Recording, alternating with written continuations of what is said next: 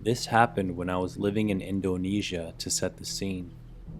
If anyone on the minute off chance knows this woman or someone has told you this happened to them, please do pipe up. It's obsessed me since it happened, and I think about this woman every day. So, we had a house for a while that was a bit like a wedding cake. On top was a little snug nook room, a bit like the ship's crow's nest. You could see for ages around. We were in the middle of an empty, square patch of land, and it backed onto an unused field. Big, flat, open, nowhere to hide. No trees lining it, just more flat fields and then a tall back wall. A wall of about 4 foot high separated the field and my house. One day, late afternoon kind of time, I'm up there just relaxing and I hear these blood-curdling screams. Help me, help me. All of that. A woman, probably Australian or Kiwi, screaming in English. Never heard anything like it. From my nest, I can see her running across the field at the back, kind of limping. Pretty sure she was bloodied. Fucked up either way. She was about halfway through it when I saw her. Big field. I run down to the ground floor and towards the field. She was gone. No sign of her at all. It took me all of about a minute, if that. I was gunning it down there to get to the field, but she had just vanished. Nowhere to be seen. Unless Usain Bolt was pursuing her, it is incredibly, incredibly unlikely someone came into the field, grabbed her, and pulled her back out without me having seen them. Pretty much impossible, really. I sent my house security out to look for her. I stayed in the field looking, and they went towards where she came from and over the wall she had to come over to get into the field. It was an unused holiday villa, and they found a sandal and a bit of blood. Nothing else. There was blood on the wall where she climbed over, but nothing going the other way, so I know I didn't imagine it or make it up. I called the police, and they came and had a look, and they also found nothing. Posters went up and stuff. Nobody got back to us or anything. Fuck only knows what happened when I was coming downstairs, but I know it can't have been good. Still freaks me out.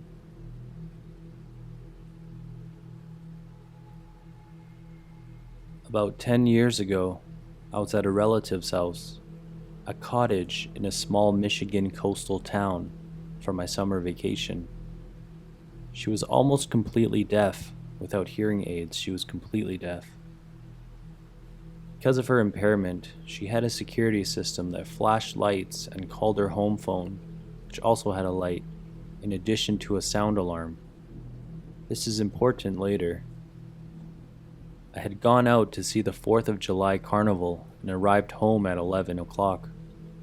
My relative went to sleep at 8 every night at the latest. When I came in, I turned off the alarm, essentially signed myself in, and turned it back on again, like I did every time I came home late. Poured myself a glass of water and walked upstairs. Now, upstairs there was a long hallway. At the end of it was the door to a patio overlooking the backyard. We never used it because it wasn't up to code. The house was built in the late 1800s, and many aspects weren't worth the money it would cost to fix them. So there was a decorative, antique chair that was propped up against the door to the back patio.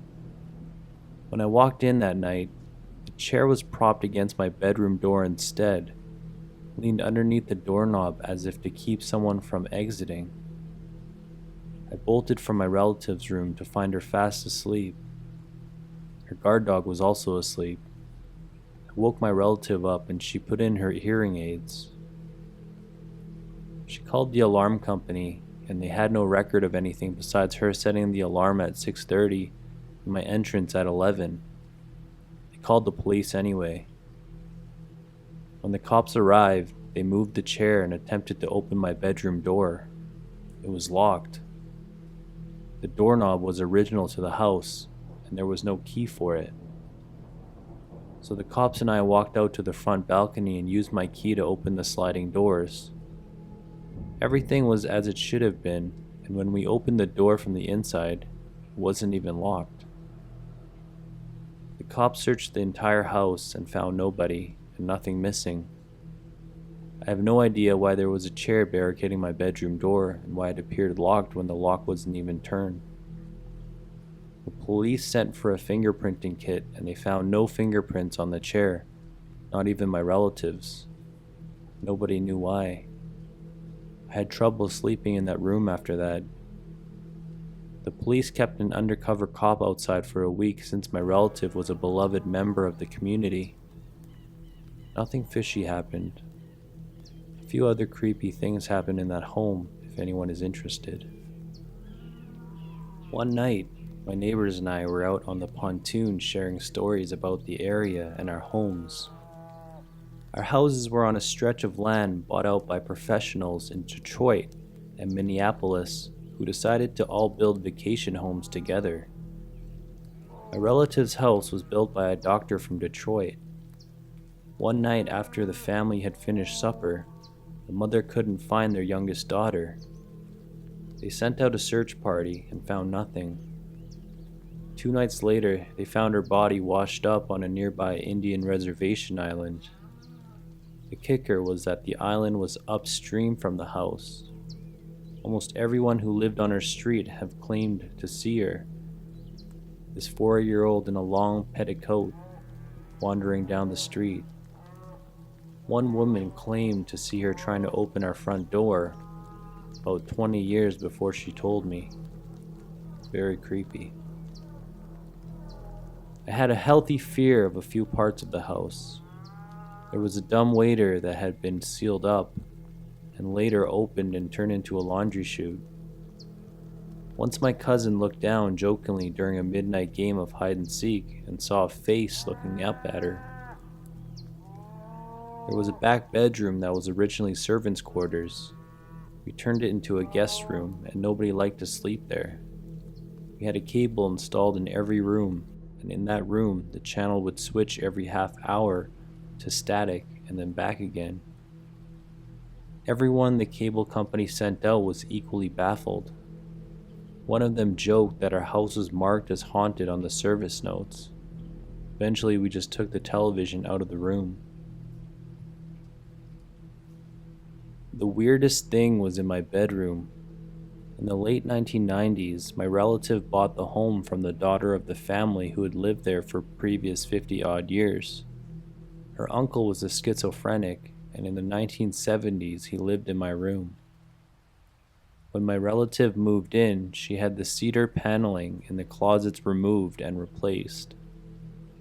When the old paneling was removed, it was covered in newspaper clippings, mostly local, some national, all featuring disappearances and murders, and some interviews with celebrities and photographs of celebrities. We assumed this was normal, a form of insulation or prep for paneling, but of course not in this weird-ass house. Turns out that collage was once an art therapy favored for schizophrenia and other disorders, and the uncle was encouraged to paste pictures on the closet walls, but not on his bedroom walls, which to this day feature wallpaper installed in the 1920s. When a piece of the wallpaper started peeling, my relative had her handyman paste it back up in order to make it look clean. He peeled it off further to reapply it. Underneath the wallpaper strip was writing, a lot of it. Things that make sense when associated with schizophrenia, but terrifying otherwise. Get out, they can hear me, etc. I was understandably terrified of it in a combination with the chair episode in my first comment. There were also lots of hidden nooks and crannies. A corner of my closet slid out to reveal a hiding spot.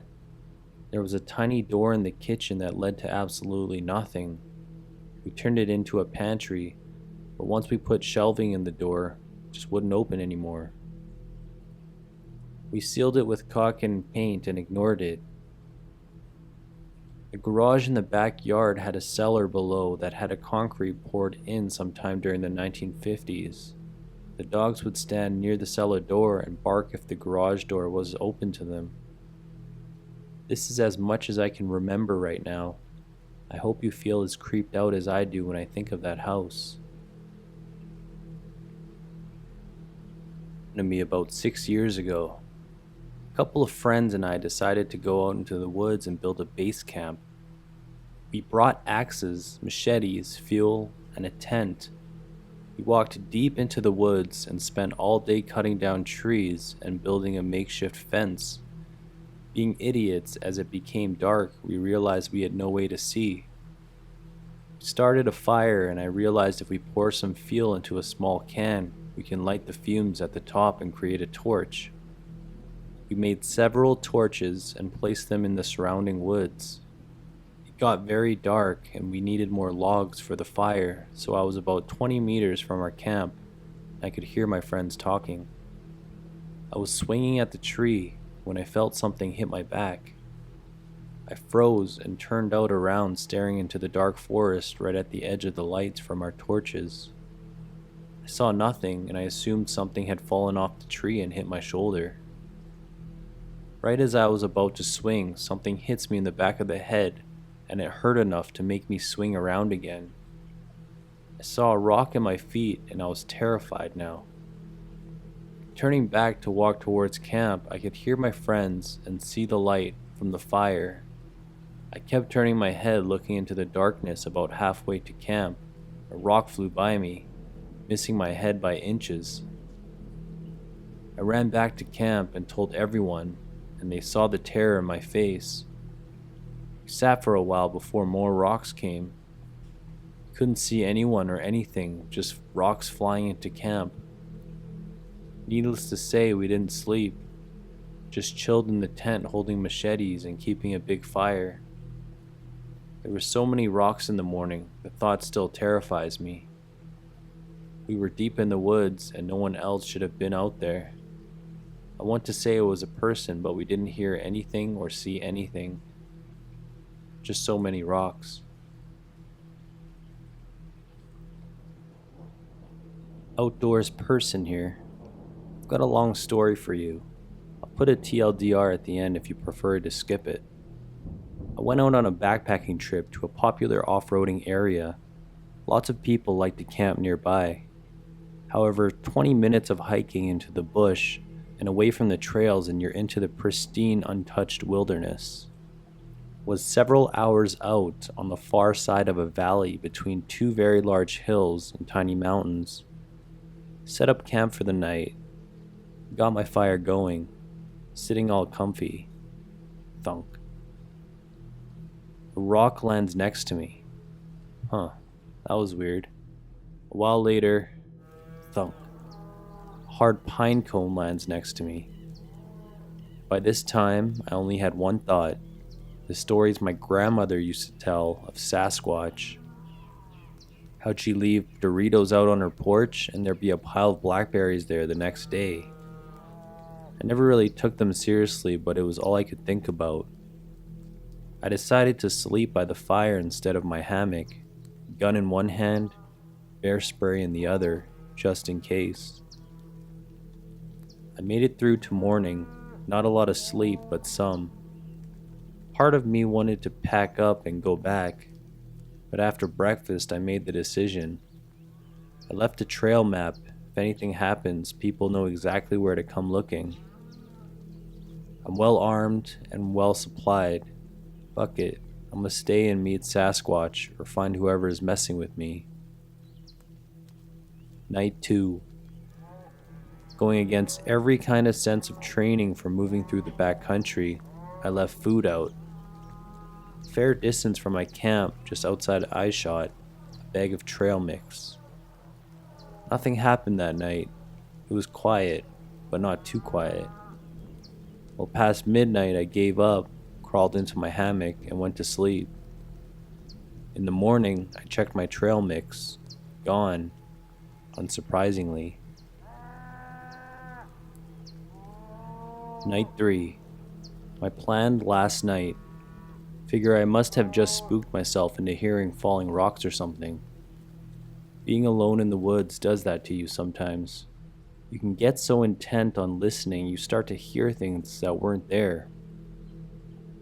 So I sit around the fire as evening comes in, eating my remaining trail mix while reading. Thunk, next to me. Okay, you're just imagining it. Ignore it. Turn the page. Thunk. Turn the page. Thunk. This one right on my head. I wouldn't say it hurt, but it was definitely unpleasant. Okay, not imagining it. Stand up. Safety catch on the bear spray off. Flashlight in the other hand as the sun sets. Quick look around. Nothing. Thunk. A rock lands at my feet. Thorough look, slow 360. Try and see anything. Thunk, thunk. A rock hits me in the back. Another off the brim of my hat. Put the bear spray down, pick up my rifle, and loudly cycle the action to a chamber around. Right, this has been quite funny, but I'd like to go back to my book. I am armed and I do not take lightly to being assaulted with rocks. No response. I remain still, hoping to hear something. Some sign of a bad practical joke. What felt like an hour passed, more likely only a few minutes. Nothing. More time, still nothing. Fuck it. Whoever it was must have decided to leave me alone. Sit down, go back to my book. I'm only half reading it, keeping one eye up and my ears open to the forest around me. The sun goes all the way down and it's dark. Thunk. Threw my book aside, grabbed my rifle, and was on my feet doing circles around my fire. Couldn't keep still. Somewhere between angry at it being a prank and terrified that it wasn't. Back off. This is your only warning. And that's when shit got real for me. Stone after stone, maybe one every few seconds, from every direction at once. I've never felt so vulnerable. Thunk. One would hit, spin around, lift the rifle up. Empty forest. Thunk. Turn to face it, lift the rifle up. Empty forest. After a solid minute, I could feel myself losing the ability to stay calm. I fired a warning shot into the dirt a few feet in front of me, well within view of my fire just in case. Silence, minus the ringing in my ears. Hours pass. I sat with my back to the fire, figured I might need night vision. Didn't sleep a moment that night. Thinking back, after that shot, I didn't think about anything. It was just calm, focused. If I stop paying attention for 1 second, it's going to eat me. Rocks would still land near me, all night. Not often. Often enough. By the time the sun started coming up, I was beyond exhausted. With some light around me, rifle at the ready, I went to retrieve my food from the bear can I'd strung up. It was covered in squirrels. There must have been at least 20. As I approached, they scattered. They hadn't managed to chew through it, but it looked like they'd been at it all night. Opened it right there to pull out some beef jerky. Dunk, dunk, dunk, dunk. It was the goddamn squirrels throwing rocks at me the whole time. Now it was light out, I could see it. I have never felt so stupid. I posted elsewhere in this thread, but your story reminded me of another odd occurrence. This is around the same time as my other story, and as I had said, I was about 17 to 18 and living in Maine with my cousins. It was summer and kids were out of school. And one of these summer days, my cousins and I tagged along with a group of friends and ended up at a pit party. This is the middle of the day, so broad daylight.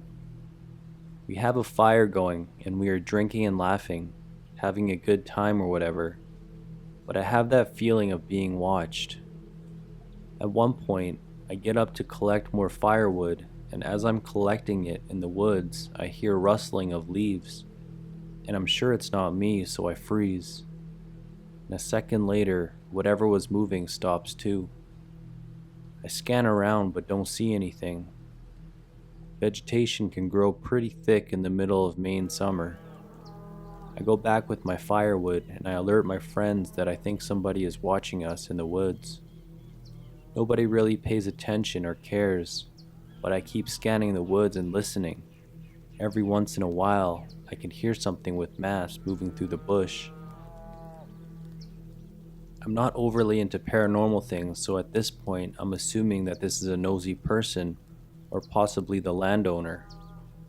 I try again to no avail to convince my friends we are being watched. Seriously, there is somebody in the woods. They're watching us. A few people start listening now, too. Some of this goes on for a time. Every short while I can hear it move again. I call out, "Hey, who's there?" No answer. I'm pretty creeped out at this point.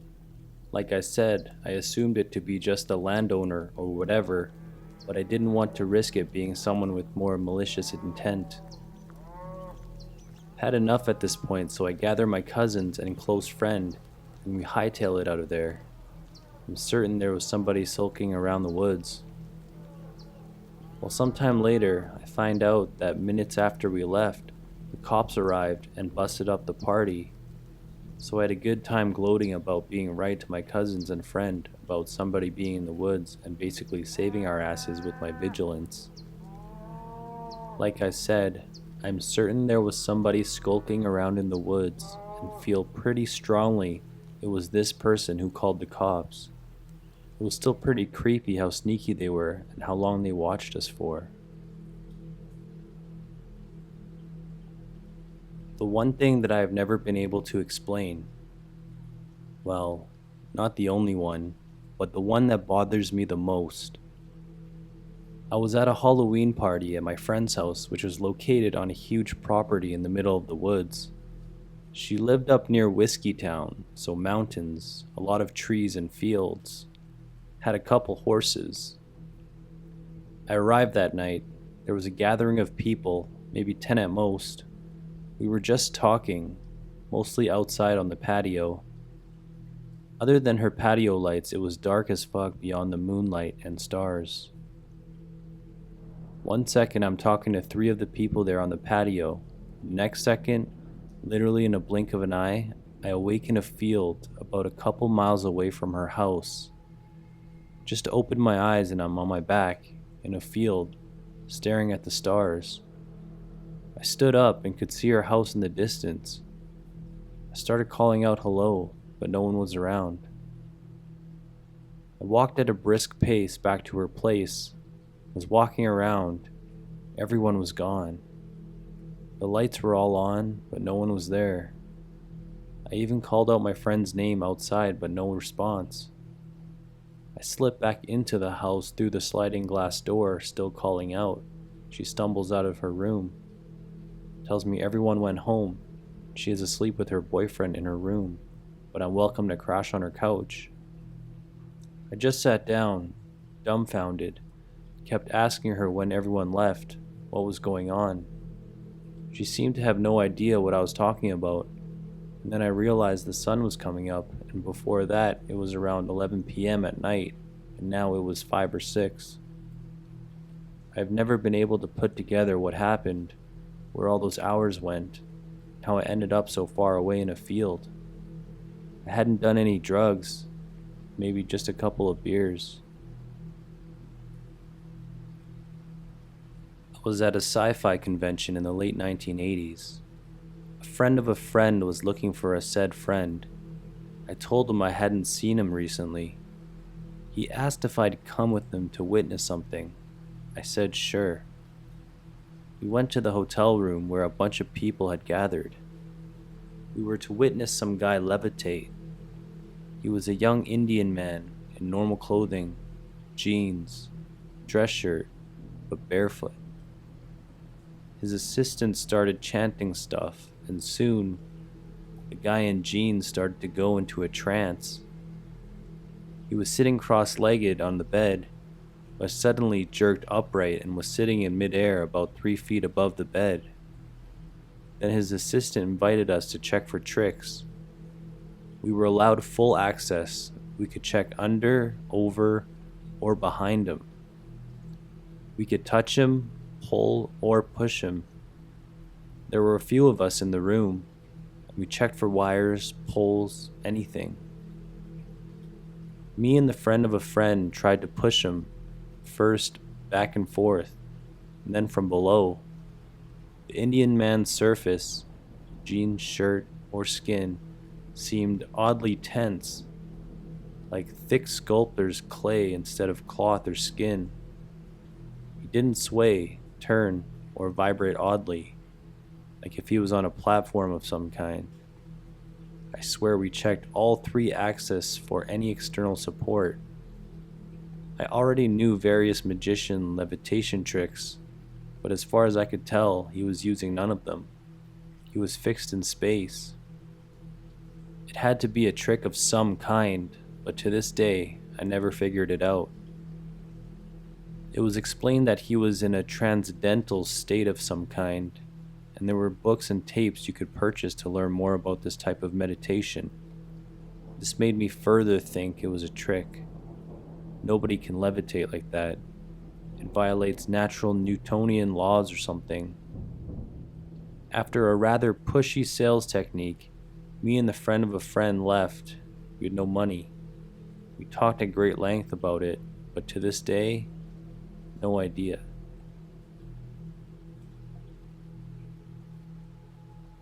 When I was in middle school, I was a latchkey kid. Working parents, only child, middle-class house in the suburbs, about as white bread as you could get. Anyway, this one week in the spring, I suddenly and inexplicably got terrified of the basement. I had no idea why, and it wasn't like I was normally scared of these things. But like 3 to 4 days go by, and I'm constantly freaked out because of the basement. It started to affect my sleep. I'd have nightmares, and when I came home from school, I'd pretty much hide on the opposite side of the house. When I had to go near the cellar door, I'd sprint. Then one night around supper time, my mom asked me to go down to the cellar and grab some potatoes or onions or something. I don't remember what. And I hesitated, and my parents saw me hesitate, and they asked me what was wrong. So I sort of confessed that I had been having creepy dreams about the basement. My parents basically said, "Sure, son, we totally understand." But I could tell they were kind of rolling their eyes.